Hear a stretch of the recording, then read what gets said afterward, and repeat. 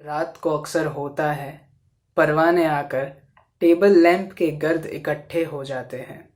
सुनते हैं, सर धुनते हैं, सुन के सब अशार गज़ल के।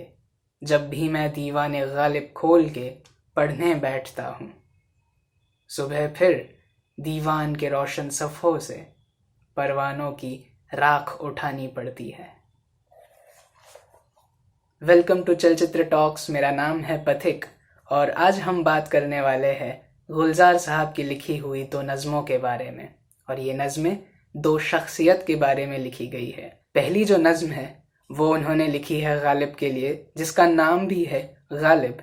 तो आइए देखते हैं इस नज़म को। बल्ली मारा के मोहल्ले की वो पेचीदा दलीलों की सी गलियाँ, सामने टाल की नुक्कड़ पे बटेरों के कसीदे, गुड़गुड़ाती हुई पान की पीकों में वो दाद वो वाह वाह, चंद दरवाज़ों पे लटके हुए बोसीदा से कुछ टाट के पर्दे, एक बकरी के मिमियाने की आवाज़ और धुंधलाई हुई शाम के बेनूर अंधेरे साए ऐसे दीवारों से मुंह जोड़ के चलते हैं यहाँ। चूड़ी वाला के कटरे की बड़ी बी जैसे अपनी बुझती हुई आंखों से दरवाजे टटोले। इसी बेनूर अंधेरी सी गली कासिम से एक तरतीब चरागों की शुरू होती है।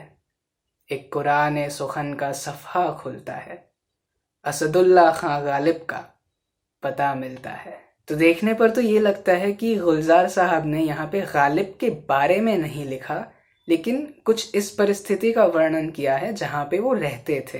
तो बल्ली मरा जो कि दिल्ली का वो एरिया है जहाँ पे गालिब रहते थे, और गली कासिम जहाँ पे गालिब का घर था, तो इन दोनों जगहों का यहाँ पे मेंशन है। हम सब जानते हैं कि गालिब जो थे वो कैसे खस्ताहाल ज़िंदगी में जी रहे थे। वो काफ़ी गरीबी में जिए हुए थे और वो जहाँ पे रहते थे वो जगह कैसी थी वो ही यहाँ पे पहले तो बताया गया है। तो गुलजार साहब ऐसे लिखते हैं कि कैसे बाहर कुछ बर्ड्स है या फिर कैसे बाहर एक बकरी पड़ी हुई है और किस तरीके की डार्कनेस है वहाँ पे, और उसे भी वो बहुत ही पोएटिक तरीके से यहाँ पे बता रहे हैं जब वो कहते हैं कि बड़ी भी जैसे अपनी बुझती हुई आंखों से दरवाजे टटोले। तो यहाँ पर वो यही कह रहे हैं कि एक बूढ़ी औरत जो कम देखती है वो जिस तरीके से दरवाजे टटोलती है, डार्कनेस भी यहाँ दोनों दीवारों पे उसी तरह से घूमती रहती है। यहाँ पे भी जो मेटाफोर उन्होंने यूज़ किया है वो देखने लायक है। आंखों की रोशनी के लिए हम अक्सर कहते हैं कि आंखों की रोशनी कम हो गई, तो उन्होंने इसे पोएट्री में ही लिख दिया कि बुझती हुई आंखों से। तो ऐसी छोटी छोटी बातें भी जो होती है वो हमें देखने को मिल जाती है। और फिर वो आगे लिखते हैं कि इसी बेनूर अंधेरी सी गली कासिम में, यानी कि ऐसी ही डार्कनेस के साथ भरी हुई जो गली है उसके अंदर एक तरतीब चरागों की शुरू होती है। There is a series of lamps, यानी कि एक रोशनी का बड़ा सा ऐसे कोई हिस्सा है। एक कुरान सुखन का सफ़ा खुलता है, यानी कि एक पेज ओपन होता है एक पोएट्री की किताब से, और वहाँ असदुल्ला खां गालिब का पता मिलता है। यानी कि ये पूरे ऐसे डिस्टॉर्टेड स्टेट में, ये पूरे अंधेरी जगह में जहाँ पे गालिब रहते हैं वो कितना रोशन है। तो ये फिज़िकल स्टेट की बात नहीं है, ये ऐसा नहीं है कि वो पूरे एरिया में सिर्फ गालिब के घर में रोशनी होती थी, लेकिन ये एक इम्पैक्ट की बात है कि जहाँ पर गालिब थे, जहाँ पे गालिब के शब्द थे, वहाँ पे क्या इम्पैक्ट हुआ करता था।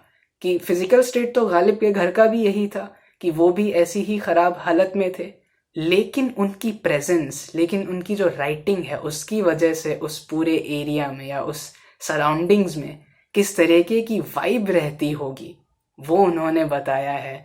तो ये कितनी खूबसूरत बात है कि कितनी भी ख़राब वो जगह रही हो या कैसी ही गरीबी में वो जिए हो, लेकिन जो उनके अल्फाज है उसकी वजह से ही वहाँ पे जो पूरी रोशनी थी वो है। तो ये कहीं ना कहीं कुछ ऐसी बात है जो हमें कहती है कि जो डार्कनेस से लाइट की तरफ ले जाती है। तो गालिब का लेखन भी कुछ इस तरीके का था। अब देखते हैं दूसरी उस नज़म को जो गुलजार साहब ने लिखी है ऐसे ही एक दूसरे आर्टिस्ट के लिए। तो इस नज़म का नाम है नसीरुद्दीन शाह के लिए। इसको वो डेडिकेट करते हैं नसीरुद्दीन शाह के लिए। और इन दोनों नज़मों को आज यहाँ एक साथ पढ़ने का रीज़न क्या है, तो इसका कनेक्शन ये बनता है कि 1988 में एक सीरीज़ आई थी जिसका नाम था मिर्ज़ा गालिब, और ये लिखी गई थी गुलजार साहब के द्वारा। और यहाँ पर गालिब का किरदार जो है वो निभाया था नसीरुद्दीन शाह ने।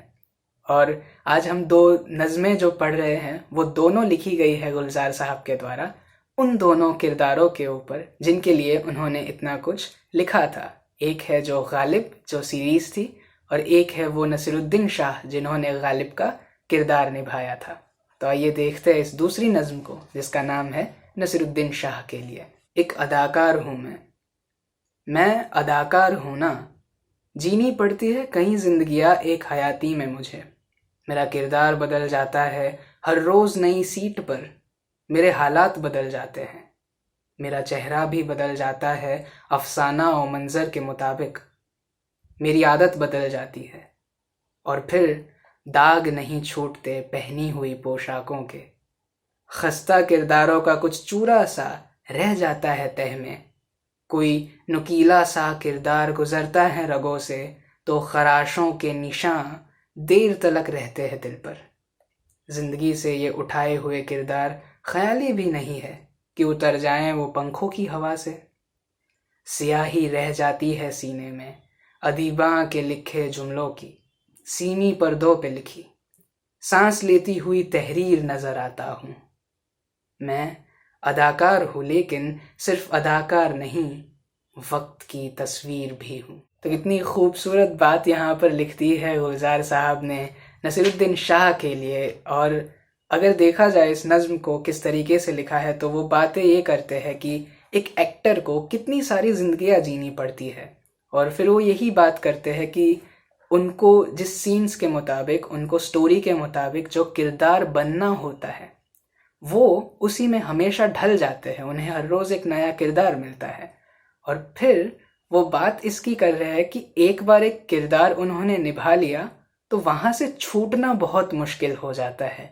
इन किरदारों से वो बाहर नहीं निकल पाते, क्योंकि वो रोल शायद ख़त्म हो सकता है लेकिन उस किरदार से बाहर आने की भी एक प्रोसेस रहती है। तो उसके बारे में वो लिखते भी है कि खस्ता किरदारों का कुछ चूरा सा रह जाता है तह में, कोई नुकीला सा किरदार गुजरता है रगों से, तो खराशों के निशान देर तलक रहते हैं दिल पर। यानी कि एक किरदार से बाहर आने की प्रोसेस में हमेशा यही होता है कि जब उससे बाहर निकलते हैं तो कुछ डिस्ट्रक्शन सा हो जाता है उस आर्टिस्ट के अंदर। उसके बाद आगे बहुत ही खूबसूरत सी लाइन्स आती है कि स्याही रह जाती है सीने में अदीबों के लिखे जुमलों की, सीमी पर्दों पे लिखी।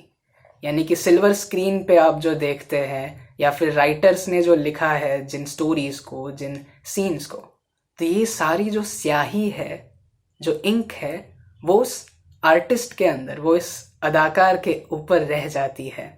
और उसके बाद वो सबसे खूबसूरत सेंटेंस लिखते हैं कि सांस लेती हुई तहरीर नज़र आता हूँ। तहरीर यानी कि लिखावट।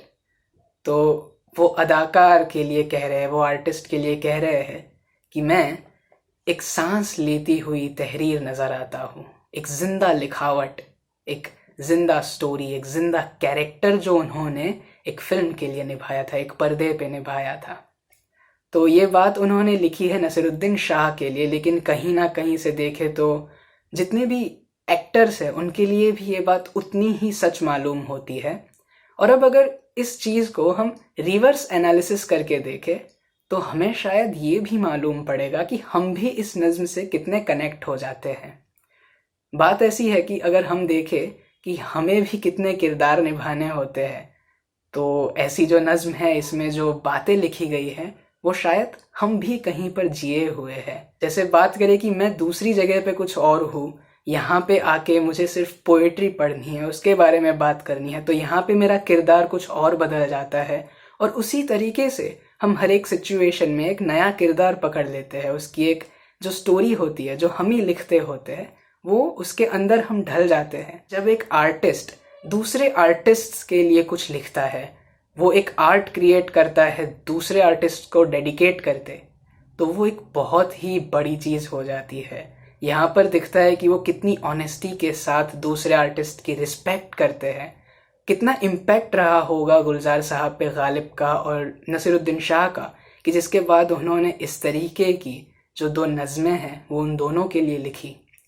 तो ये एक बहुत ही इंटरेस्टिंग सी बात भी हो सकती है, बहुत ही रिस्पेक्टफुल बात हो सकती है, और हमें बहुत कुछ सोचने को और बहुत कुछ सिखाने की बात हो सकती है। तो उम्मीद करता हूँ कि आपको यह एपिसोड पसंद आया होगा और आप गुलजार साहब और गालिब को ज़रूर पढ़ेंगे, और गुलजार साहब की लिखी हुई ये जो सीरीज़ है जिसमें नसीरुद्दीन शाह ने गालिब का किरदार प्ले किया है, उसे भी आप ज़रूर देखेंगे।